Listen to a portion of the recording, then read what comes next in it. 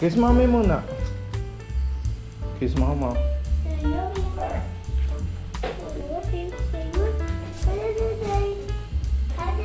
Happy everyday. So guys, papunta kami ngayon ni Enoch ng cafeteria. Kakape lang kami sa malamig na panahon. Let's go. We're going to cafeteria nga. So go inside the car. Go. So yung cafeteria, mga ano lang yan, 5 minutes away lang dito sa amin. Paglabas lang ng subdivision. Pero bago kami umalis, lagi ni Enoch kailangan mag-pray. Enoch, pray muna. Let's pray. Lord Jesus. You pray. Lord Jesus, thank you po. Ingatan niyo po kami ni Daddy pagpunta po namin ng cafeteria. In Jesus' name we pray. Amen. I say, I love you, Jesus. Love you, Jesus. Okay. Kami po muna ay alis na. Okay, sobrang ulan ngayon. Kaya lahat almost work from home. And we are so blessed kasi hindi kami binabaha. And yung lugar kasi namin mataas. And nag-uusap nga kami ni Jess na nakaraan.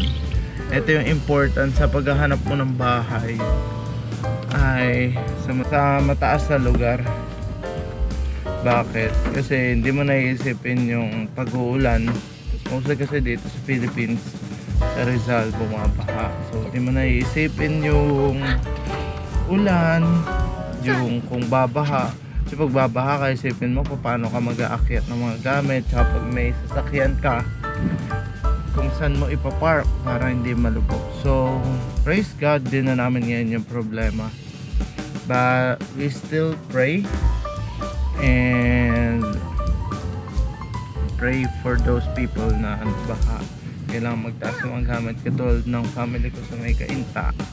Yan, medyo baha. Though di naman inabot sa loob ng bahay, but still baha is baha. So let us be thankful. And kung tip 101, if maghahanap kayo ng bahay in the future, dapat yung flood free. Diba, Enoch, dapat yung flood free?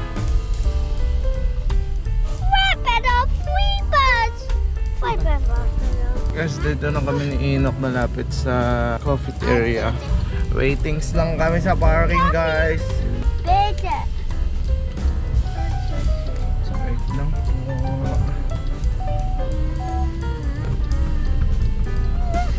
Okay, so nakakaasar na motor minsan. Ang ganda pa park ka. Patras ka, ganyan, patras. Biglang may sisingit pa sa likod. Ako po talaga. Ito yung best friend ko, lagi ko kasama sa lahat ng ginagawa ko. So, get a matcha for Jessa and then I'll get something less sugary. Tingnan natin kung ano mag-usahan ni Enoch. Ba na tayo. Ba't ano po ako? Online na lang? Okay po. Gcash po ba? Bali 605. Come on, sit down.